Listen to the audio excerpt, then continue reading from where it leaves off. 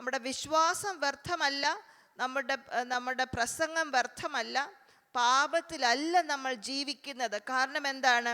യേശു ക്രിസ്തു ഉയർത്തെഴുന്നേറ്റു. അതുകൊണ്ട് മരണം പോലെ തന്നെ യേശു ക്രിസ്തുവിൻ്റെ ഉയർത്തെഴുന്നേൽപ്പും നമ്മളുടെ വിശ്വാസത്തിൻ്റെ അടിസ്ഥാനമാണ്. അടിസ്ഥാനം ഈ വാക്യം കൊണ്ട് നമ്മൾ മനസ്സിലാകുന്നുണ്ട്. യേശുവിൻ്റെ ഉയർത്തെഴുന്നേൽപ്പ്, യേശു ഉയർത്തെഴുന്നേറ്റു, ഇന്നും ജീവിക്കുന്നു. യേശു ഉയർത്തെഴുന്നേറ്റു, ഇന്നും ജീവിക്കുന്നു. സ്തോത്രം. യേശു ഈ ലോകത്തിലായിരുന്ന സമയത്ത് 3 പേരെ മരിച്ചവരിൽ നിന്ന് ഉയർപ്പിച്ചില്ലേ? ആ വിധവയായ സ്ത്രീയുടെ മകൻ, പിന്നെ ലാസറസ്, പിന്നെ ആ പെൺകുട്ടി യായിറോസിൻ്റെ മകൾ. ഇവരെ 3 പേരെയും യേശു എന്ത് ചെയ്തു? മരണത്തിൽ നിന്ന് ഉയർപ്പിച്ചു. പക്ഷെ അവരെന്ത് ചെയ്തു? അവർ പിന്നെ മരിച്ചുപോയി. പിന്നെയും അവർ മരിച്ചു. ഇപ്പോൾ ലാസർ ജീവിച്ചിരിപ്പില്ല, ആ വിധവയായ സഹോദരിയുടെ മകൻ ജീവിച്ചിരിപ്പില്ല, ആ യായിറോസിൻ്റെ മകളും ജീവിച്ചിരിപ്പില്ല. ഇവരെല്ലാവരും മരിച്ചു. എന്നാൽ എന്താണ്? യേശു ഉയർത്തെഴുന്നേറ്റു, മരിച്ചില്ല. പിന്നെ യേശു ഉയർത്തെഴുന്നേറ്റ് ഇന്നും ജീവിക്കുന്നു. യേശു ഉയർത്തെഴുന്നേറ്റ് ഇന്നും ജീവിക്കുന്നു. അത് അപ്പോസ്തലന്മാർ നമുക്ക് മനസ്സിലാകാനായിട്ട് സാധിക്കും. അതുകൊണ്ടാണ് അപ്പോസ്തലനായ പൗലോസ് റോമാലേഖനത്തിൽ നമ്മുടെ രക്ഷയെക്കുറിച്ച് പറയുമ്പം എന്താ പറയുന്നത്? യേശുവിനെ വാഗൊണ്ട് ഏറ്റു പറയണം. പിന്നെന്താണ്? മരിച്ചവരിൽ നിന്ന് ഉയർപ്പിച്ചു എന്ന വാഗൊണ്ട് ഏറ്റു പറയുന്നത്. നമ്മുടെ രക്ഷയുടെ അടിസ്ഥാനം ഇതാണ്. യേശുവിനെ മരിച്ചു, നമ്മുടെ പാപങ്ങൾക്ക് വേണ്ടി യേശു മരിച്ചു. പക്ഷെങ്കിൽ മരണത്തിൽ നിന്ന് ദൈവം അവനെ എഴുന്നേൽപ്പിച്ചു, ഉയർത്തെഴുന്നേൽപ്പിച്ചു എന്ന് വാഗൊണ്ട് നമ്മൾ ഏറ്റു പറയണം. അതുകൊണ്ടാണ് നമ്മുടെ ക്രിസ്തീയ വിശ്വാസത്തിൻ്റെ വളരെ അടിസ്ഥാനമായ ഒരു വിശ്വാസം എന്താണ്? യേശു മരിക്കുക മാത്രമല്ല, പിന്നെ എന്ത് ചെയ്തു? യേശു ഉയർത്തെഴുന്നേറ്റു.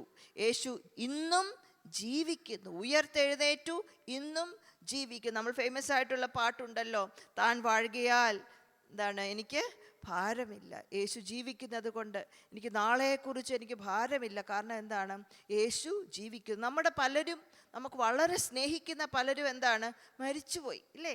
അവരുടെ മരണം നമുക്കെന്താണ്? ദുഃഖമുണ്ടാകുന്നതാണ്, ഇല്ലേ? നമ്മുടെ പ്രിയപ്പെട്ടവർ, നമ്മുടെ അച്ഛനമ്മമാർ, നമ്മുടെ അടുത്ത് നമ്മൾ സ്നേഹിക്കുന്ന സ്നേഹിതർ, ബന്ധുക്കളൊക്കെ മരിക്കുമ്പോൾ നമുക്ക് വേദന ഉണ്ടാവും, ഇല്ലേ? പക്ഷെ നമുക്കൊരിക്കലും അവരിനിയും ഈ ലോകത്തിൽ വെച്ച് കാണാമെന്ന്, അല്ലെ അവരുടെ സാന്നിധ്യം അനുഭവിക്കാമെന്ന് നമ്മളൊരു ചിന്തിച്ചിട്ട് കാര്യമില്ല. അങ്ങനെ ഒരു സാന്നിധ്യം നമുക്ക് അനുഭവിക്കാൻ സാധിക്കുകയില്ല.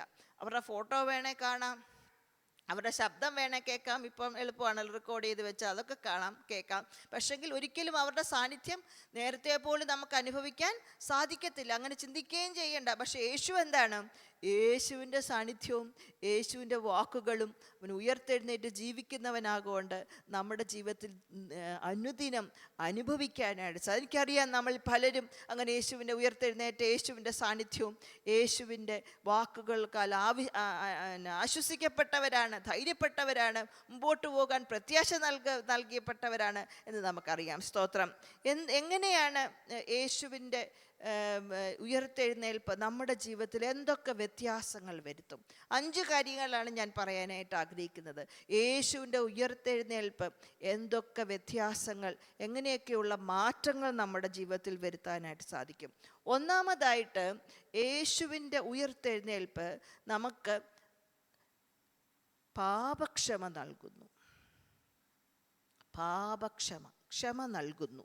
അതുമാത്രമല്ല, അതോടൊപ്പം നമുക്കൊരു പുതിയ വ്യക്തിത്വം, പുതിയ ഒരു ഐഡൻറ്റിറ്റി, പാപക്ഷമയും അങ്ങനെ പുതിയ ഒരു ഐഡൻറ്റിറ്റി, അല്ലെ പുതിയ ഒരു വ്യക്തിത്വം നൽകുന്നതായിട്ട് നമുക്ക് കാണാനായിട്ട് സാധിക്കുന്നു. ഒരു സൈക്കാട്രിസ്റ്റ് പറയുകയായിരുന്നു, എൻ്റെ മുമ്പിൽ വരുന്ന പല രോഗികളും സൗഖ്യമായിട്ട് വീട്ടിൽ പോകും. എപ്പോൾ? അവർ ചെയ്ത പാപം ക്ഷമിക്കപ്പെട്ടു എന്ന് മനസ്സിലായാൽ, അവർ ചെയ്ത തെറ്റുകൾ ക്ഷമിക്കപ്പെട്ടു എന്ന് അവർക്ക് ബോധ്യം വന്നാൽ, എൻ്റെ മുമ്പിൽ വരുന്ന പല രോഗികളും എന്തു ചെയ്യും? സമാധാനത്തോടെ അവർ രോഗസൗഖ്യം പ്രാപിച്ചവരായി വീട്ടിൽ പോകും. എന്നാൽ പലപ്പോഴും നമ്മുടെ ജീവിതത്തിൽ എന്താണ്? നമ്മൾ ചെയ്തിട്ടുള്ള, നമ്മളുടെ ആ ബലഹീന സമയത്ത് ചെയ്തിട്ടുള്ള പാപങ്ങൾ നമുക്ക് സുബോധം വന്ന ശേഷം അതിനെ ഓർത്ത് നാം ഭാരപ്പെടുകയാണ്. അയ്യോ, ഞാൻ അങ്ങനെ ചെയ്തു പോയല്ലോ, എനിക്കങ്ങനെ പറ്റിപ്പോയല്ലോ, എങ്ങനെ ഞാൻ അതിൽ നിന്ന് പുറത്തു വരാനായിട്ട് സാധിക്കും എന്നൊക്കെ നമ്മൾ നല്ല മനസ്സിലിരിക്കുമ്പം ഈ പാപങ്ങളെ ഓർത്ത് നമ്മളെന്താണ് വ്യാകുലപ്പെടുകയാണ്. എന്നാൽ യേശുക്രിസ്തുവിൻ്റെ മരണവും ഉയർത്തെഴുന്നേൽപ്പും മുഖാന്തരം തന്നിൽ വിശ്വസിക്കുന്നവർക്ക് ദൈവം പാപക്ഷമ നൽകി. ദൈവം പാപക്ഷമ നൽകി. നമുക്കിതിൻ്റെ ഗൗരവം മനസ്സിലാകത്തില്ല. ഏതെങ്കിലും ഒരു തെറ്റ് ചെയ്ത് പിടിക്കപ്പെട്ട് ജയിലിലോട്ട് പോകാനായിട്ട് പോകുന്ന ആരെങ്കിലും നിങ്ങളുടെ മനസ്സിലൊന്നോർത്തെ. അങ്ങനെ ആരെങ്കിലും നമ്മുടെ ഭവനങ്ങളിലോ അല്ലെ ചാർച്ചക്കാരിലോ അല്ലെങ്കിൽ ബന്ധുമിത്രാർത്ഥികളിലോ അല്ലെ കൂട്ടുകാരിലോ ഉണ്ടായിട്ടുണ്ടോ? കുറ്റം ചെയ്ത് പിടിക്കപ്പെട്ട് ജയിലിലോട്ട് പോകാനായിട്ട് നമ്മളൊന്ന് ചിന്തിക്കാമല്ലോ. അതൊക്കെ നമ്മളിപ്പം യൂട്യൂബിലൊക്കെ കാണുന്നതാണ്. ജയിലിലോട്ട് പോകാനായിട്ട് പോകുമ്പം ഒരു ജഡ്ജി വന്നിട്ട് പറയുകയാണ്, ഇല്ല, ഞാൻ ഇവൻ്റെ കുറ്റം ക്ഷമിച്ചു കൊടുത്തു, ഇനി നിനക്ക് സന്തോഷത്തോടെ വീട്ടിൽ പോകാം. നാം ആ സ്ഥാനത്താഴെ നമുക്ക് എന്ത് തന്നെ, അയ്യോ, ജീവിതം മുഴുവനും മരണം കഴിഞ്ഞാലും ഈ ശിക്ഷ എൻ്റേതാണെന്ന് ചിന്തിച്ച് ഞാൻ പോകുന്ന സമയത്താണ് എന്നെ ഒരാൾ വന്ന്, എന്നേക്കാളും ശക്തനായ എന്നേക്കാളും മിടുക്കനായ ഒരാൾ വന്ന് പറയുകയാണ്, നീ വീട്ടിൽ പൊക്കോ, നീ ജയിലിലോട്ട് പോകണ്ട. അതേപോലൊരു അവസ്ഥയാണ് യേശുവിൻ്റെ മരണവും ഉയർത്തെഴുന്നേൽപ്പും മുഖാന്തരം നമുക്ക് ലഭിച്ചത്. പാപക്ഷമ. റോമാലേഖനം 4-ാം അധ്യായത്തിൻ്റെ 25-ാം വാക്യം, റോമാലേഖനം 4-ാം അധ്യായത്തിൻ്റെ 25-ാം വാക്യത്തിൽ ഇങ്ങനെ വായിക്കുന്ന, എല്ലാവരും അതൊന്ന് എടുക്കുന്നത് നല്ലതാണ്. നമ്മുടെ അതിക്രമങ്ങൾ നിമിത്തം യേശു എന്ത് ചെയ്തു? മരണത്തിനേൽപ്പിച്ചു, നമ്മുടെ നീതീകരണത്തിനായി ഉയർത്തെഴുന്നേൽപ്പിച്ചുമിരിക്കുന്നു. നമ്മുടെ അതിക്രമങ്ങൾ നിമിത്തം മരണത്തിന് ഏൽപ്പിച്ചു. യേശുവിനെ എന്തായത്? ദൈവം മരണത്തിന് ഏൽപ്പിച്ചു. നമ്മുടെ അതിക്രമങ്ങൾ എന്ന് പറഞ്ഞാൽ എന്താണ്? നാം അറിഞ്ഞും അറിയാതെയും ചെയ്ത എല്ലാ പാപങ്ങളും നിമിത്തം യേശുവിനെ മരണത്തിന് ഏൽപ്പിച്ചു. പിന്നെ എന്ത് ചെയ്തു? നീതീകരണത്തിനായി അവൻ ഉയർത്തെഴുന്നേറ്റിരിക്കുന്നു എന്ന് പറഞ്ഞാൽ യേശു മരിച്ചത് നമ്മളുടെ പാപങ്ങൾക്ക് വേണ്ടിയാണ്. നീതീകരണമെന്ന് പറഞ്ഞാൽ നമ്മളെ ദൈവം നീതിമാനാക്കി, നീതീകരിച്ചു. കുറ്റം ക്ഷമിച്ചു തന്നെന്ന് മാത്രമല്ല, ഇനിയും അതിൻ്റെ ഗിൽറ്റ്, അതിൻ്റെ കുറ്റബോധവും ഇവനിലില്ല. അങ്ങനെ ദൈവം എന്ത് ചെയ്തു? നമ്മളെ ഒരു പുതിയ വ്യക്തിയാക്കി തീർത്തു. മരണം മുഖാന്തരം, ഉയർത്തെഴുന്നേൽപ്പ് മുഖാന്തരം. കഴിഞ്ഞ നാളുകളിൽ നമ്മൾ ചെയ്ത തെറ്റുകളോ, നമ്മുടെ ജീവിതത്തിൽ വന്ന തോൽവികളോ, പരാജയങ്ങളോ, അല്ലെങ്കിൽ അറിയാതെയോ അറിഞ്ഞോ ചെയ്ത തെറ്റുകളോ അല്ല ഇന്ന് എന്നെ ഞാനാക്കുന്നത്. മറിച്ച് ദൈവം എൻ്റെ പാപം ക്ഷമിച്ചു തന്നു, എന്നെ നീതിമാനാക്കി. ദൈവം എൻ്റെ പാപം ക്ഷമിച്ചു തന്നു, എന്നെ നീതിമാനാക്കി. ചുമ്മാതെ ഞാൻ പൂർണ്ണനായി, ഫേക്കായിട്ടുള്ളതല്ല. ശരിക്കും ദൈവം എന്നെ എന്ത് ചെയ്തു? നീതിമാനാക്കി. കാരണം ദൈവത്തിൻ്റെ നീതിയുടെ വസ്ത്രം എൻ്റെ മേലവൻ ധരിപ്പിച്ചു. ദൈവത്തിൻ്റെ നീതിയുടെ വസ്ത്രം എൻ്റെ മേലവൻ ധരിപ്പിച്ചു. കഴിഞ്ഞ ദിവസത്തെ ഡെയിലി ബ്രെഡ് വായിച്ചപ്പം ഈ വസ്ത്രങ്ങളും നമ്മളുടെ ഐഡൻറ്റിറ്റിയുമായിട്ടുള്ള കാര്യത്തെക്കുറിച്ച് അവർ പറയുമായിരുന്നു.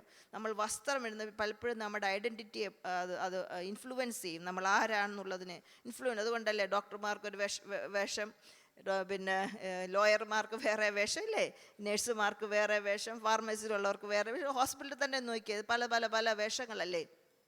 ഐഡൻറ്റിറ്റി, നമ്മുടെ വ്യക്തിത്വവും നമ്മുടെ വസ്ത്രവുമായി വളരെ കണക്ഷനുണ്ട്. അത് ദൈവം നമ്മളെ നീതിയുടെ വസ്ത്രം ധരിപ്പിച്ചിരിക്കുകയാണ്. അതുകൊണ്ടാണ് നമ്മൾ പുതിയ വ്യക്തി. ഒരുവൻ ക്രിസ്തുവിലായാൽ അവൻ പുതിയ സൃഷ്ടിയാണ്. പഴയതെല്ലാം കഴിഞ്ഞുപോയി, ഇതാ സകലതും പുതിയതായിരിക്കുന്നു എന്ന് പറഞ്ഞാൽ നമ്മുടെ പാപമോ, പാപത്തിൻ്റെ കുറ്റമോ, പാപം മുഖാന്തരം നമുക്ക് വന്ന ലജ്ജയോ നാണമോ ഇതൊന്നുമല്ല എന്നെ ഇന്ന് ഞാൻ ആരാണ് എന്ന് പറയുന്നത്. മറിച്ച് എന്താണ്? യേശു എനിക്ക് വേണ്ടി മരിച്ചു, എൻ്റെ പാപം യേശു ക്ഷമിച്ചു തന്നു, എന്നെ ദൈവം നീതീകരിച്ചു. ഞാൻ ദൈവസന്നിധിയിൽ ഞാൻ നീതിമാനാണ്. അതാണ് എൻ്റെ പുതിയ വ്യക്തിത്വം. സ്തോത്രം. നമ്മളുടെ ജീവിതത്തിൽ എന്താണ് നമ്മളെ ഞാൻ ഇന്നതാണ് എന്ന് പറയുന്നത്? അതിന് നമ്മളുടെ അടിസ്ഥാനമായിരിക്കുന്ന നമ്മുടെ ചിന്തകൾ എന്തൊക്കെയാണ്? യേശുവിൻ്റെ മരണവും ഉയർത്തെഴുന്നേൽപ്പുമാണോ? അതോ നമ്മുടെ ജീവിതത്തിൽ വന്നിട്ടുള്ള തോൽവികളോ, പരാജയങ്ങളോ, അല്ലെങ്കിൽ നമ്മൾ ചെയ്ത തെറ്റുകളോ, കുറവുകളോ? നമ്മുടെ ഇല്ലായ്മകളോ അല്ലെ നമ്മുടെ ജോബ്, നമ്മുടെ സക്സസ്, അല്ലെ നമ്മുടെ ഫോളോവേഴ്സ്, ഈ സോഷ്യൽ മീഡിയയിലൊക്കെ ഉണ്ടല്ലോ ഇത്ര ഫോളോവേഴ്സ്, അതാണോ? എന്താണ് നമ്മുടെ identity? What is my identity? എന്താണെന്നതിനെ അതിന് അടിസ്ഥാനമായിരിക്കുന്നത് നാം മനസ്സിലാക്കുക. യേശു എൻ്റെ പാപം ക്ഷമിച്ചു തന്നു. യേശു ഉയർത്തെഴുന്നേറ്റിരിക്കാൻ ഞാൻ നീതിമാനായി. അതാണ് എൻ്റെ ഐഡൻറ്റിറ്റി. എൻ്റെ ജീവിതത്തിൽ താൽക്കാലികമായ ദൈവം നന്മകൾ തന്നിരിക്കാം, അതുമല്ല എൻ്റെ ജീവിതത്തിൻ്റെ വ്യക്തിത്വം. മറിച്ച് എന്താണ്? നിത്യമായി ദൈവം എന്നെ നീതീകരിച്ചിരിക്കുന്നു. എൻ്റെ പാപം ദൈവം ക്ഷമിച്ചു തന്നു, എന്നെ ദൈവം നീതീകരിച്ചിരിക്കുന്നു. സ്തോത്രം. അപ്പോൾ ആദ്യമേ ദൈവം നമ്മുടെ ജീവിതത്തിൽ വരുന്ന വ്യത്യാസം എന്താണ്? ദൈവം നമ്മൾക്ക് ക്ഷമ തന്നു, പുതിയൊരു വ്യക്തിത്വം തന്നു. എങ്ങനെ വ്യക്തിത്വം? ദൈവത്തിൻ്റെ നീതീകരണ മുഖാന്തരം എനിക്ക് ദൈവം പുതിയൊരു വ്യക്തിത്വം തന്നു. സ്തോത്രം.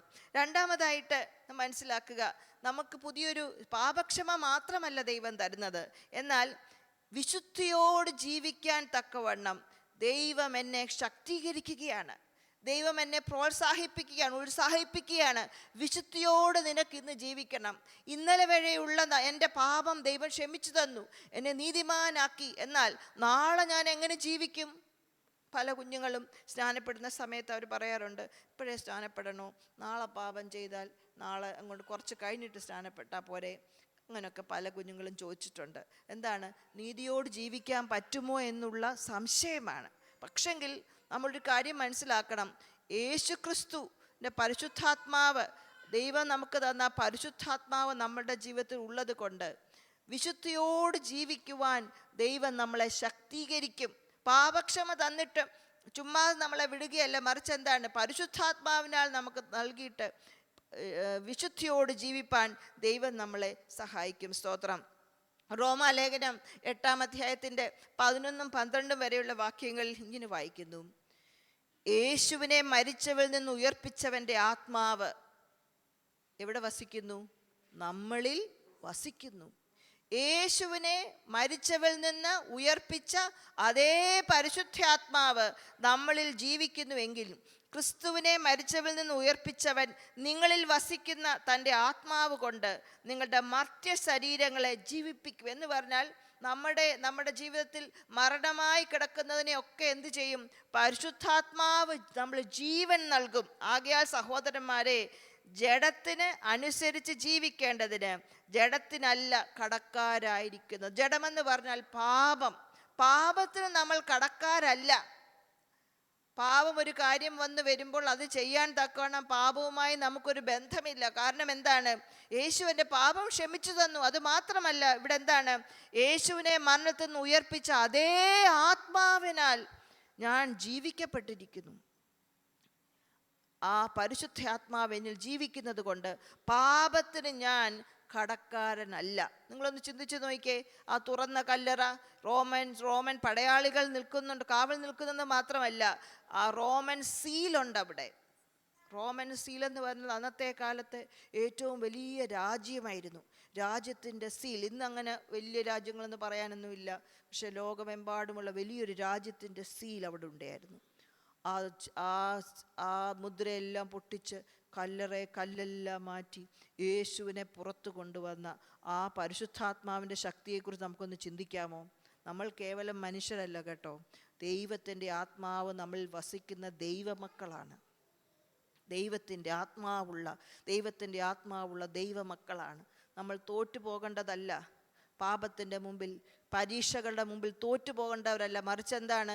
പരിശുദ്ധാത്മാവ് നമ്മളെ വിശുദ്ധിയോട് ജീവിക്കാൻ തക്കോടെ നമ്മളെ ശക്തീകരിക്കും. സ്തോത്രം. അതേ പരിശുദ്ധാത്മാവ്, യേശുവിനെ മരിച്ചവെന്ന് ഉയർപ്പിച്ച അതേ പരിശുദ്ധാത്മാവ് നമ്മുടെ മർത്യ ശരീരങ്ങളിൽ ആത്മാവിനാൽ ജീവൻ തരും. ആത്മീയമായി നമ്മൾ മരിച്ചവരായിരുന്നു, എന്നാൽ ഇന്നെന്താണ്? നമ്മൾ ആത്മീയമായി ജീവിച്ചവരാണ്.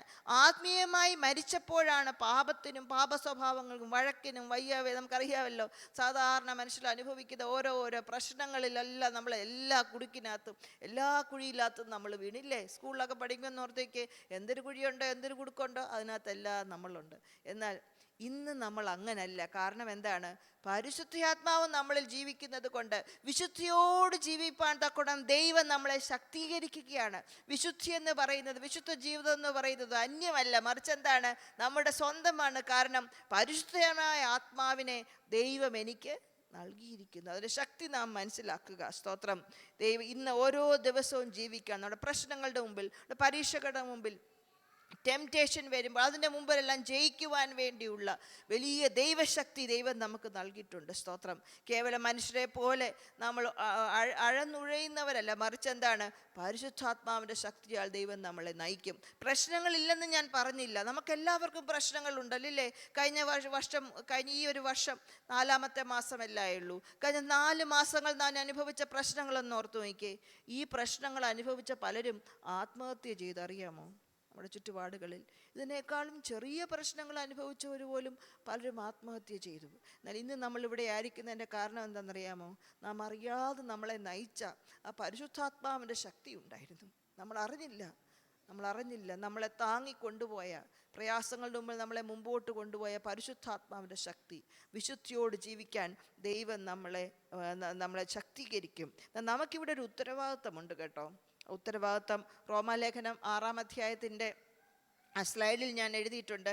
8 മുതൽ 14 വരെയുള്ള വാക്യങ്ങളിൽ, അടുത്ത സ്ലൈഡിൽ വാക്യങ്ങൾ എഴുതിയിട്ടുണ്ടായിരുന്നു. റോമാലേഖനം 6-ാം അധ്യായത്തിൻ്റെ 8 മുതലുള്ള വാക്യങ്ങളൊന്ന് എടുക്കാമോ? റോമാലേഖനം 6-ാം അധ്യായത്തിൻ്റെ 8 മുതലുള്ള വാക്യം. ചില ഉത്തരവാദിത്തങ്ങൾ നമുക്കുണ്ട് കേട്ടോ, ചില ഉത്തരവാദിത്തങ്ങൾ. അതിൽ 11-ാമത്തെ വാക്യത്തിൽ ഇങ്ങനെ വായിക്കുന്നു: അവണ്ണം നിങ്ങളും പാപസംബന്ധമായി മരിച്ചവരെന്ന് ക്രിസ്തുയേശുവിൻ ദൈവത്തിന് ജീവിക്കുന്നുവെന്നും നിങ്ങളെ തന്നെ എണ്ണുവീൻ. നമുക്കൊരു ഉത്തരവാദിത്തമാണ്. ഒന്ന്, നമ്മൾ എന്ത് ചെയ്യണം? നമ്മൾ ആരാണെന്ന് നമ്മൾ എണ്ണണം. നമ്മൾ എന്താണ്? ക്രിസ്തുയേശുവിൽ ദൈവത്തിന് ജീവിക്കുന്നവരാണ്. രണ്ടാമതായിട്ട് നമ്മുടെ ഉത്തരവാദിത്തം 12-ാം വാക്യത്തിൽ: ആകയാൽ പാപം നിങ്ങളുടെ മർത്യ ശരീരത്തിൽ അതിൻ്റെ മോഹങ്ങളെ അനുസരിക്കുമാർ ഇനിയും വാഴാൻ അനുവദിക്കരുത്. എണ്ണണം, വാഴാൻ അനുവദിക്കരുത്. 13-ാമത്തെ വാക്യത്തിൽ: നിങ്ങളുടെ അവയവങ്ങളെ അനീതിക്കായുധമായി പാപത്തിന് സമർപ്പിക്കരുത്. പാപത്തിന് നമ്മൾ എന്ത് ചെയ്ത്? സമർപ്പിക്കരുത്. അടുത്ത വാക്യത്തിൽ: നിങ്ങളെ തന്നെ മരിച്ചിട്ട് ജീവിക്കുന്നവരായും നിങ്ങളുടെ അവയവങ്ങളെ നീതിയുടെ ആയുധങ്ങളായും ദൈവത്തിന് സമർപ്പിക്കണം. അന്നേരം എണ്ണണം. ആദ്യം നമ്മൾ വായിച്ചത് എണ്ണുവീൻ, വാഴാൻ അനുവദിക്കരുത്, സമർപ്പിക്കണം. പിന്നെയും പറയുകയാണ്, പാപത്തിന് സമർപ്പിക്കാതെ ദൈവത്തിന് സമർപ്പിക്കണം. നിങ്ങൾ ന്യായപ്രമാണത്തിനല്ല കൃപയ്ക്കത്രേ അധീനരാണ്. ന്യായപ്രമാണത്തിനല്ല, മറിച്ച് എന്താണ്? കൃപയ്ക്ക് അധീനരാണ്. അപ്പോൾ തന്നെ എന്താണ്? പാപത്തിൻ്റെ മോഹങ്ങൾ നമ്മുടെ ജീവിതത്തിൽ വാഴാൻ നമ്മൾ അനുവദിക്കരുത്. പാപത്തിന് വേണ്ടി നമ്മളെ സമർപ്പിക്കരുത്, മറിച്ച് ദൈവത്തിന് നാം സമർപ്പിക്കണം. അപ്പോൾ ഇതാണ് നമ്മുടെ ഉത്തരവാദിത്തം. ദൈവം കൃപ തന്നിട്ടുണ്ട്, ദൈവം പരിശുദ്ധാത്മാവിനെ നമുക്ക് തന്നിട്ടുണ്ട്. പക്ഷെ നമുക്കും ഒരു ഉത്തരവാദിത്വമുണ്ട്. എന്താണ്? നമ്മുടെ ശരീരങ്ങളെ, മർത്യ ശരീരങ്ങളെ ദൈവത്തിന് ആയുധമായി നമ്മൾ സമർപ്പിക്കണം. സ്തോത്രം. യേശു നമുക്ക് വേണ്ടി മരിച്ചു, ഉയർത്തെഴുന്നേറ്റു. ആ ഉയർത്തെഴുന്നേറ്റ് മുഖം പാപക്ഷമ മാത്രമല്ല, മറിച്ച് വിശുദ്ധിയോട് ജീവിപ്പാൻ തക്കോണം ദൈവം നമ്മളെ ശക്തീകരിക്കും. മൂന്നാമതായിട്ട്, ഈ ഉയർത്തെഴുന്നേൽപ്പ് മുഖാന്തരം ദൈവം നമുക്ക് നൽകി തന്നത് ജീവനുള്ള പ്രത്യാശയാണ്. ജീവനുള്ള പ്രത്യാശ. എന്തുകൊണ്ടാണ് ജീവനുള്ള പ്രത്യാശ എന്ന് പറയാൻ കാര്യം നമ്മൾ ചിന്തിച്ചിരിക്കാം. ഇത് വെറും ഒരു ഓക്കെ നമ്മൾ പറയില്ല നാളെ ഞാൻ വരാം കേട്ടോ, നാളെ നമുക്ക് വരാൻ പറ്റത്തില്ലായിരിക്കും, നമ്മുടെ വീട്ടിൽ വേറെ എന്തെങ്കിലും സംഭവിച്ചു കാണും, അല്ലെ നമുക്ക് എന്തെങ്കിലും പനിയോ എന്തെങ്കിലും അസുഖങ്ങളായി കാണും. അങ്ങനെ ചുമ്മാ പറയുന്ന ഒരു കാര്യമല്ല. യേശു മരിച്ചതല്ല, യേശു ഇന്ന് ജീവിക്കുന്നത് കൊണ്ട്, യേശു തരുന്ന പ്രത്യാശ ആയതുകൊണ്ട് എന്താണ്? ജീവനുള്ള പ്രത്യാശ. എംപ്റ്റി വേർഡ്സ് അല്ല കേട്ടോ, വ്യർത്ഥവാക്കുകളല്ല. ഇത് യേശു ജീവിക്കുന്നത് കൊണ്ട്, യേശുവിൻ്റെ ജീവനെ അടിസ്ഥാനമാക്കിയുള്ളതാണ്. ജീവനുള്ള പ്രത്യാശ. ജീവനുള്ള പ്രത്യാശ. പരിശുദ്ധാത്മാവ് നമുക്ക് നൽകുന്നത് ജീവനുള്ള പ്രത്യാശയാണ്. 1 പത്രോസ് 1:3 വാക്യം നമ്മൾ വായിക്കുമ്പോൾ അത് മനസ്സിലാകും. അവൻ്റെ മഹാദയയാൽ എന്താണ് നമുക്ക് ദൈവം നൽകിയിരിക്കുന്നത്? ജീവനുള്ള പ്രത്യാശ. ദൈവത്തിൻ്റെ മഹാദയയാൽ നമുക്ക് നൽകിയിരിക്കുന്നതാണ്. കരുണാധിക്യ പ്രകാരം നമ്മെ ജീവനുള്ള പ്രത്യാശയ്ക്കായും എന്നാണ് പറയുന്നത്. അപ്പോൾ മൂന്നാമതായി നമ്മൾ കാണുന്നത് എന്താണ്? ജീവനുള്ള പ്രത്യാശ. നമുക്കറിയാമല്ലോ, ഒരു ഹോപ്പ്ലെസ്നെസ്, പ്രത്യാശയില്ലായ്മ. വളരെ നമ്മുടെ നാട്ടിൽ വ്യാപരിക്കുന്നുണ്ട്. ഹോപ്പ്ലെസ്നെസ് വരുമ്പോഴാണ് പ്രശ്നങ്ങളുടെ മുമ്പിൽ നമ്മൾ എന്ത് ചെയ്തു? നമ്മൾ വീണു പോകും. മുമ്പോട്ട് പോകാൻ നമുക്ക് സാധിക്കാതെ വരും. നമ്മുടെ ഇപ്പോഴത്തെ പത്രത്തിലുള്ള വാർത്തകളൊക്കെ വായിക്കുമ്പം നമുക്ക് തന്നെ വളരെ പ്രയാസം തോന്നും ഇല്ലേ? കഴിഞ്ഞ ദിവസം ഒരു സഹോദരിയും തൻ്റെ കൊച്ചു കുഞ്ഞുങ്ങളെയും കൊണ്ട് മരിച്ച കാര്യം നമ്മൾ കേട്ടല്ലേ? നമ്മുടെ പാസ്റ്റർ ജെയിംസ് ജേക്കബ് പാസ്റ്റർ കഴിഞ്ഞ ദിവസം പറഞ്ഞാൽ ഏറ്റുമാനൂർ തന്നെ 2 കുടുംബങ്ങളിലുള്ള വ്യക്തികളാണ് മരണത്തിലോട്ട് പോയത്. കാരണം എന്താണ്? പ്രത്യാശയില്ലാതെ വരികയാണ്. നമ്മുടെ ജീവിതത്തിലും പല വിഷയങ്ങൾ വരുമ്പോൾ നമ്മൾ മറന്നുപോകും. എന്താണ്? നമുക്ക് ജീവനുള്ള പ്രത്യാശ യേശു ക്രിസ്തുവിൻ്റെ ഉയർത്തെഴുന്നേൽപ്പിനാൽ ദൈവം നമുക്ക് നൽകിയിരിക്കുന്നു. അപ്പോൾ നമ്മൾ എങ്ങനെയാണ് പ്രശ്നങ്ങളെ കാണുന്നത്? പ്രശ്നങ്ങളില്ലാത്ത ആരെങ്കിലും കഴിഞ്ഞ ആഴ്ച ഒരു പ്രശ്നങ്ങളും ഇല്ലാത്ത ആരെങ്കിലും ഒന്ന് കൈവെക്കാമോ? നമുക്കെല്ലാം പ്രശ്നങ്ങളുണ്ടല്ലേ? പക്ഷേ ആ പ്രശ്നങ്ങളുടെ മുമ്പിൽ നമ്മൾ മറന്നു പോകരുത്. എന്ത്? ജീവനുള്ള പ്രത്യാശയാണ് ദൈവം നമുക്ക് നൽകിയിരിക്കുന്നത്. ജീവനുള്ള പ്രത്യാശ യേശുക്രിസ്തുവിൻ്റെ മരണത്തിൽ നിന്ന് യേശുക്രിസ്തുവിനെ ഉയർത്തെഴുന്നേൽപ്പിച്ച മുഖാന്തരമാണ് ജീവനുള്ള പ്രത്യാശ നമുക്കുണ്ടായിരിക്കുന്നത്. നാളെക്കുറിച്ച് നമ്മൾ നോക്കുമ്പം നമ്മൾ ഓർക്കും, കർത്താവേ, എങ്ങനെയാണ് നമുക്ക് പ്രശ്നങ്ങളുടെ മുമ്പിൽ, അല്ലെങ്കിൽ നമുക്ക് മനോവേദന, പ്രയാസം, ദുഃഖം, അല്ലെങ്കിൽ എന്തെങ്കിലും ആവശ്യങ്ങൾ നടക്കാതെ വരുന്നു, ദീർഘനാളുകൾ പ്രാർത്ഥിച്ചിട്ട് നമുക്ക് പ്രയാസം വരുന്നു, അല്ലെങ്കിൽ വേവലാതി, ആവലാതി, പിന്നെ കുടുംബത്തിലുള്ള പ്രയാസങ്ങളൊക്കെ, അല്ലെ ജോലിയിലുള്ള പ്രയാസങ്ങൾ, അങ്ങനെയുള്ള ഭാവിയെക്കുറിച്ചുള്ള ചിന്തകൾ, ഇതെല്ലാം വരുമ്പോഴെന്താണ്? പ്രത്യാശ നഷ്ടപ്പെട്ടു പോകാനുള്ള ചാൻസ് ഉണ്ടല്ലേ? പ്രത്യാശ നഷ്ടപ്പെട്ടു പോകാൻ, തോറ്റുകൊടുക്കാം. പ്രശ്നത്തിന് മുമ്പിൽ തോറ്റുകൊടുത്തേക്കാം. ഇനി എന്താണ്, എനിക്ക് മുമ്പോട്ട് പോകാൻ സാധിക്കത്തില്ല എന്ന് ചിന്തിച്ചിരിക്കാം. പക്ഷെ നാം മനസ്സിലാക്കുക, യേശു ക്രിസ്തു ഉയർത്തെഴുന്നേറ്റ്, മരണത്തിൽ നിന്ന് ഉയർത്തെഴുന്നേറ്റ മുഖാന്തരം ദൈവം എനിക്ക് നൽകിയിട്ടുള്ളത് ഒരു ജീവനുള്ള പ്രത്യാശയാണ്. ജീവനുള്ള പ്രത്യാശ. അപ്പോൾ എൻ്റെ പാപക്ഷമ ദൈവം തന്നു. പാപത്തെ ജയിക്കാൻ, വിശുദ്ധിയോട് ജീവിപ്പാൻ ദൈവം പരിശുദ്ധാത്മാവിനെ ശക്തീകരിക്കുന്നു. ദൈവം എനിക്ക് ജീവനുള്ളൊരു പ്രത്യാശ നൽകിയിട്ടുണ്ട്. അതുമാത്രമല്ല, 4-മതായിട്ട് ദൈവം നമ്മളൊരു ദൗത്യം ഏൽപ്പിച്ചിട്ടുണ്ട്. നമ്മുടെ കുഞ്ഞുങ്ങൾ VBSൽ പഠിച്ചത് അതാണല്ലോ. ദൈവം നമ്മളെ ഒരു ദൗത്യം ഏൽപ്പിച്ചിട്ടുണ്ട്. സ്തോത്രം. യേശു ഉയർത്തെഴുന്നേറ്റ ശേഷം സ്വർഗാരോഹണത്തിന് മുമ്പ് യേശുവിൻ്റെ ശിഷ്യന്മാരെ 11 പേരെ വിളിച്ചിട്ട് പറഞ്ഞു, നിങ്ങൾ പോകുവീൻ, ഞാൻ നിങ്ങളോട് പറഞ്ഞു തന്നതൊക്കെ പ്രമാണിപ്പാൻ തക്കവണ്ണം മറ്റുള്ളവരെ ഉപദേശിച്ചും കൊണ്ട് സകല ജാതിയെയും എൻ്റെ ശിഷ്യരാക്കുവീൻ എന്ന് പറഞ്ഞു. അതുമാത്രമല്ല, യേശു ഉയർത്തെഴുന്ന ശേഷം വളരെ ഭയപ്പെട്ടിരിക്കുന്ന മറിയയെ കണ്ടു. മറിയോട് പറഞ്ഞു, നീ ചെന്ന് പറയുക, എൻ്റെ സ്നേഹിതരോട് പറയുക, ഞാൻ ഉയർത്തെഴുന്നേറ്റിരിക്കുന്നു. വളരെ ഭയപ്പെട്ട ഭവനത്തിലിരിക്കുന്ന ശിഷ്യന്മാരുടെ അടുത്ത് യേശു എന്നിട്ട് പറഞ്ഞു, നിങ്ങളും പുറപ്പെട്ട് ഈ വിവരം, ഞാൻ ഉയർത്തെഴുന്നേറ്റു എന്നുള്ള വിവരം പറയണം. സ്തോത്രം. അതേപോലെ തന്നെ യേശുവിനെ സംശയിച്ച തോമസിനോടും പറയുകയാണ്, നീ എന്നിൽ വിശ്വസിക്കണം.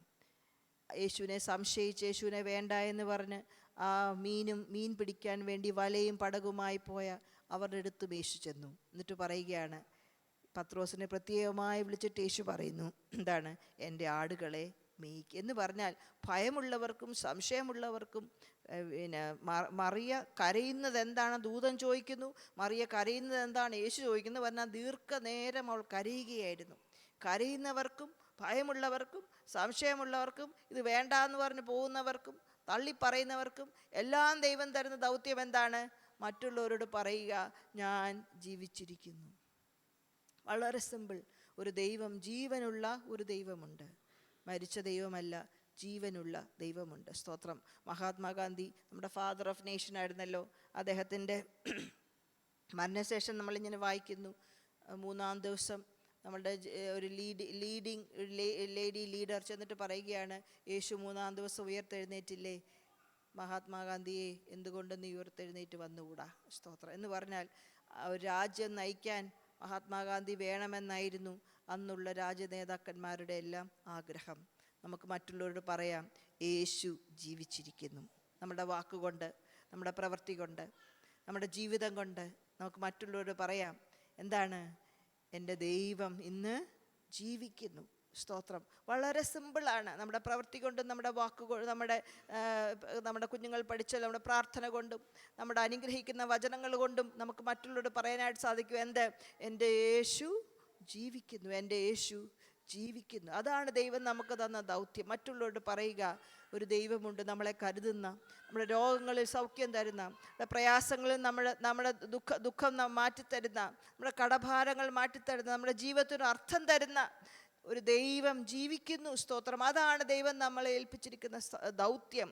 അപ്പോൾ നമ്മുടെ പാപക്ഷമയും നമ്മുടെ വിശുദ്ധമായ ജീവിതവും നമ്മുടെ ജീവനുള്ള പ്രത്യാശയുമായി നമ്മൾ സംതൃപ്തരാകരുത്. മറിച്ച് എന്താണ്?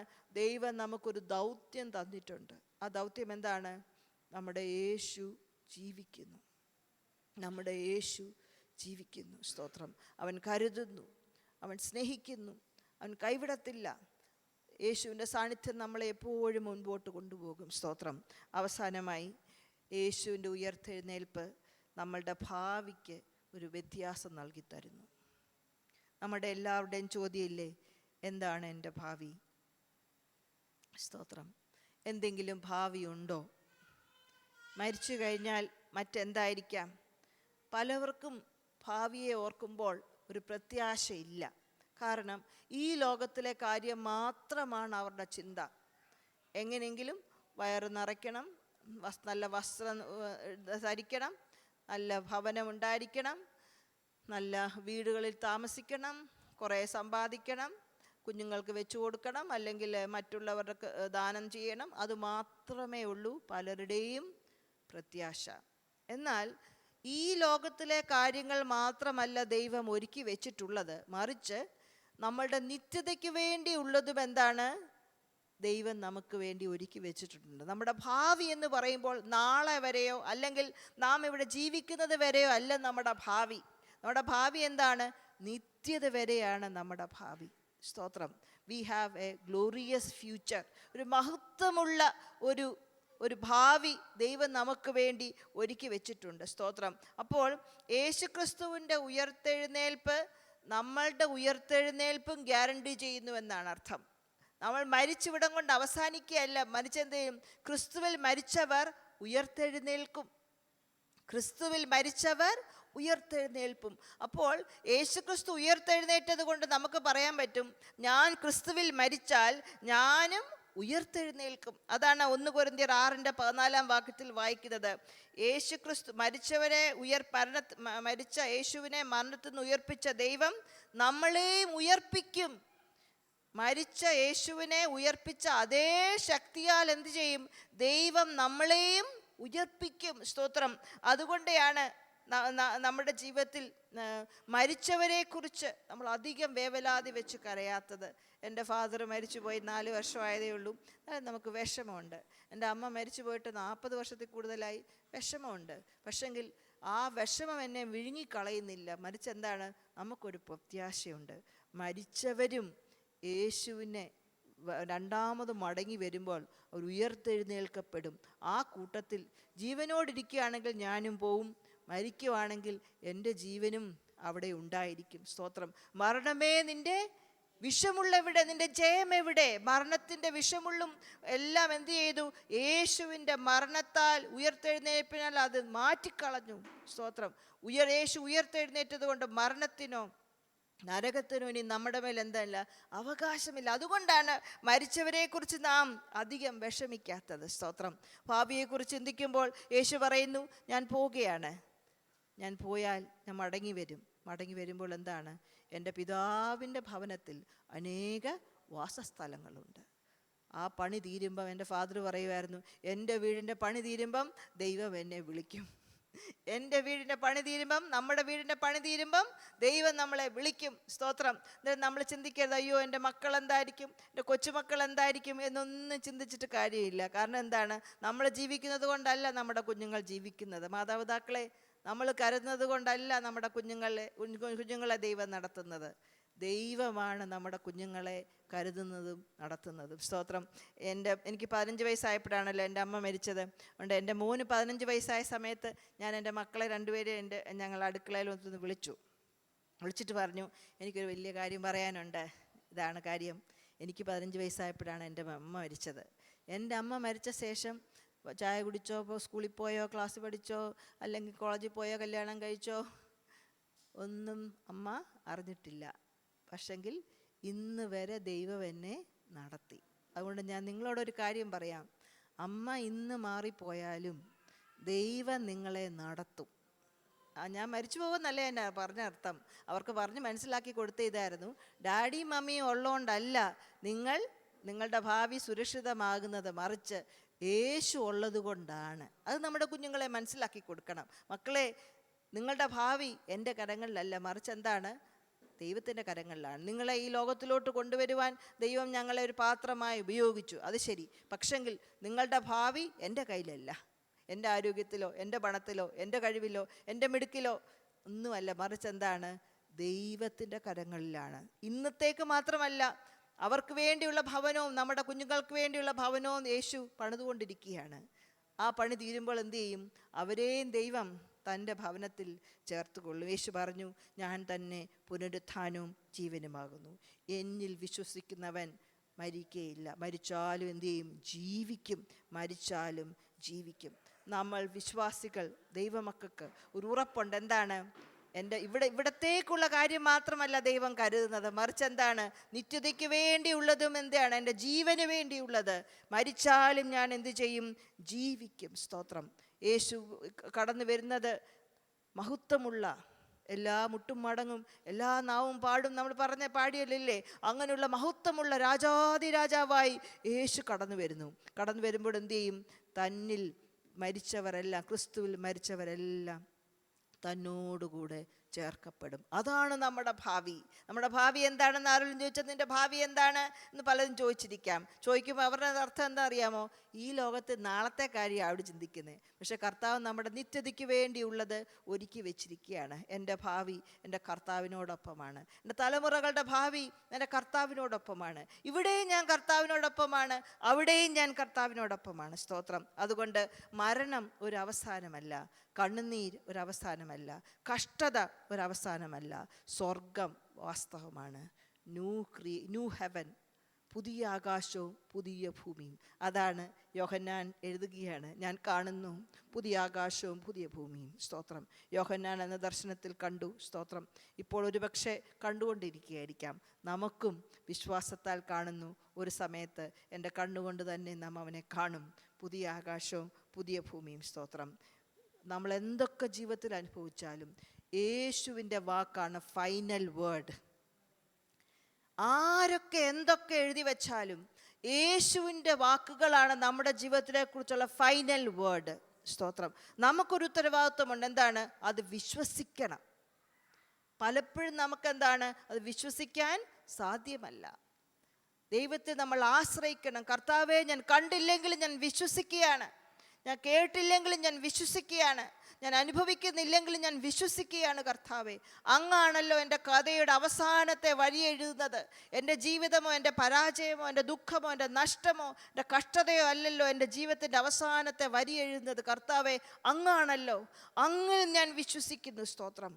പലപ്പോഴും ഈ കാര്യങ്ങൾ വിശ്വസിക്കാൻ പാടാണ്, ഇല്ലേ? എനിക്കൊരു ജീവനുള്ള പ്രത്യാശയുണ്ടെന്ന് വിശ്വസിക്കാൻ നമുക്ക് പ്രയാസമാണ്. സ്തോത്രം. യേശു എനിക്ക് വേണ്ടി ഭാവി കരുതിയിട്ടുണ്ടെന്ന് വിശ്വസിക്കാൻ നമുക്ക് വളരെ പ്രയാസമാണ്. എന്നാൽ എന്ത് ചെയ്യുക? നമ്മൾ പറയുക, കർത്താവേ, എൻ്റെ അവിശ്വാസത്തെ ക്ഷമിച്ച് ദൈവമേ എൻ്റെ വിശ്വാസത്തെ വർദ്ധിപ്പിക്കണമേ. സ്തോത്രം. നമ്മുടെ ജീവിതത്തിലെ പ്രശ്നങ്ങളെ മൺഡേ തൊട്ട് ഫ്രൈഡേയോ മൺഡേ തൊട്ട് സാറ്റർഡേ വരെയുള്ള പ്രശ്നങ്ങളെ നോക്കിയിട്ട് നമുക്ക് എന്ത് പറയാൻ പറ്റും? ഞാൻ എൻ്റെ കുറ്റം ക്ഷമിച്ച് തന്ന വ്യക്തിയാണ്. ലാസ്റ്റ് സ്ലൈഡിലോട്ട് നോക്കാം. We are forgiven. നമ്മുടെ പ്രശ്നങ്ങളെ നോക്കി, നമ്മുടെ ജീവിതത്തെ നോക്കി നമുക്ക് പറയാം, ഞാൻ പാപക്ഷമ ലഭിച്ചവനാണ്, എനിക്കൊരു പുതിയ വ്യക്തിത്വമുണ്ട്. സ്തോത്രം. അതുമാത്രമല്ല, എനിക്ക് വിശുദ്ധിയോട് ജീവിക്കാനായിട്ട് സാധിക്കും, എനിക്കൊരു ജീവനുള്ള പ്രത്യാശയുണ്ട്, എനിക്കൊരു ദൗത്യമുണ്ട്. സ്തോത്രം. അതുമാത്രമല്ല, എനിക്കൊരു ഭാവിയുണ്ട്. സ്തോത്രം. സ്തോത്രം. നമ്മുടെ ജീവിതത്തിൽ പലപ്പോഴും സംശയങ്ങൾ വരുമ്പോൾ നമ്മൾ എന്താ പറയുന്നറിയോ? കുറിയേ ലൈസോൺ. നമ്മൾ പള്ളികളിൽ പറയാറുണ്ടല്ലോ, കുറിയേ ലൈസോൺ എന്ന് പറഞ്ഞാൽ ഇത്രയേ ഉള്ളൂ, ലോർഡ് ഹാവ് മെർസി. അറിഞ്ഞോ അറിയാതെയോ നമ്മൾ പറഞ്ഞു കാണും. കുറിയേ ലൈസോൺ എന്ന് 10 പ്രാവശ്യം ഒരു ദിവസം അങ്ങ് പറയണം. Lord have mercy on us. ബാർത്തിമേസിന് അവൻ്റെ കണ്ണ് കാണത്തില്ലായിരുന്നു, എൻ്റെ ഹൃദയ കണ്ണ് തുറന്നായിരുന്നു. അവൻ എന്ത് വിളിച്ചു പറഞ്ഞു? ഉറക്കെ വിളിച്ചു പറഞ്ഞു, കുറിയേ ലൈസോൺ, lord have mercy, lord have mercy. സ്തോത്രം. ഒരു ദിവസം 10 പ്രാവശ്യം അങ്ങ് പറയണം, ലോർഡ് ഹാവ് മെർസി. കാരണം എന്താണ്? എനിക്ക് വിശ്വസിക്കാൻ പറ്റുന്നില്ല, എനിക്കൊരു ഭാവിയുണ്ടെന്ന്, ഞാൻ പാപക്ഷമ ലഭിച്ചവനാണെന്ന്, പുതിയ വ്യക്തിത്വമുള്ളവനാണെന്ന്, എനിക്കൊരു ജീവനുള്ള പ്രത്യാശയുണ്ടെന്ന്. സ്തോത്രം. എനിക്ക് വിശ്വസിക്കാൻ പറ്റുന്നില്ല കർത്താവേ. Lord have mercy. Hosanna. Lord save us. എന്നെ രക്ഷിക്കണമേ കർത്താവേ. എന്നോട് കരുണ തോന്നി എന്നെ രക്ഷിക്കണമേ. സ്തോത്രം. ഈ ആഴ്ച നാളെ മുതലുള്ള നമ്മുടെ ജീവിതത്തിൻ്റെ പ്രശ്നങ്ങളെ നോക്കിയിട്ട് ഒന്ന് വിശ്വാസത്തോട് പറയാമോ? സ്തോത്രം. Lord have mercy. ഞാൻ വിശ്വസിക്കുന്ന കർത്താവേ. അപ്പം നമുക്ക് പരിഹരിക്കാൻ പറ്റാത്ത പ്രശ്നങ്ങളായിരിക്കാം. സ്തോത്രം. ആ പ്രശ്നങ്ങളെ നോക്കി ഒന്ന് പറയാമോ? എൻ്റെ യേശു ജീവിച്ചിരിക്കുന്നു. ഏതാ നിങ്ങൾക്ക് അനുയോജ്യമായെന്ന് എനിക്കറിയില്ല. കർത്താവേ, എനിക്കൊരു പ്രത്യാശയുണ്ടല്ലോ, എനിക്കൊരു ദൗത്യമുണ്ടല്ലോ, എനിക്കൊരു ഭാവിയുണ്ടല്ലോ കർത്താവേ. സ്തോത്രം. വിശുദ്ധിയോട് ജീവിപ്പാൻ ദൈവം എന്നെ സഹായിക്കുമല്ലോ കർത്താവേ. വിശ്വാസത്തോടെ ഏറ്റു പറഞ്ഞാട്ട് കർത്താവേ. ദൈവമേ, സ്തോത്രം. തോൽവിയെ, പരാജയത്തെ നോക്കി ഞങ്ങൾ വിളിച്ചു പറയുന്നു. എൻ്റെ യേശുവിൻ്റെ വാക്കുകളാണ് അവസാനത്തെ വാക്കുകൾ. എൻ്റെ ജീവിതത്തെക്കുറിച്ചുള്ള അവസാനത്തെ വാക്കുകൾ എൻ്റെ യേശുവിൻ്റെ വാക്കുകളാണ്. എന്നാൽ എൻ്റെ അവിശ്വാസ മുഖാന്തരം അതില്ലാതാക്കാൻ ഞാൻ അനുവദിക്കുന്നില്ല കർത്താവേ.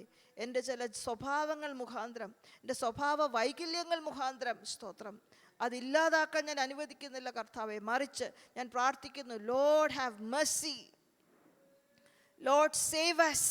Lord have mercy. ലോർഡ്, എന്നോട് കരുണ തോന്നണമേ കർത്താവേ. കരുണ തോന്നണമേ. സ്തോത്രം. പ്രത്യാശയില്ലാതിരിക്കുന്നെങ്കിൽ പറ, കർത്താവേ, അങ്ങയുടെ കരുണാധിക്യ മുഖാന്തരം ജീവനുള്ള പ്രത്യാശ ഇന്ന് എൻ്റെ ഹൃദയത്തിൽ പകരണമേ കർത്താവേ. Come Lord Jesus. Come Lord Jesus. Come Lord Jesus. Come Lord Jesus. Come Lord Jesus. Thank you Father. Thank you Lord Jesus. ചിലരൊക്കെ വിദ്യാഭ്യാസത്തിൻ്റെ കാര്യത്തിലൊരു ചോദ്യചിഹ്നമായിരിക്കുന്നവരുണ്ട്. അവരോടും ദൈവം പറയുകയാണ്, യു ഹാവ് എ ഫ്യൂച്ചർ. കാരണം യേശു ഇന്ന് പിതാവിൻ്റെ വലത്ത് ഭാഗത്ത് നമുക്ക് വേണ്ടി മധ്യസ്ഥത ചെയ്യുന്നു. സ്തോത്രം. Thank you Lord Jesus.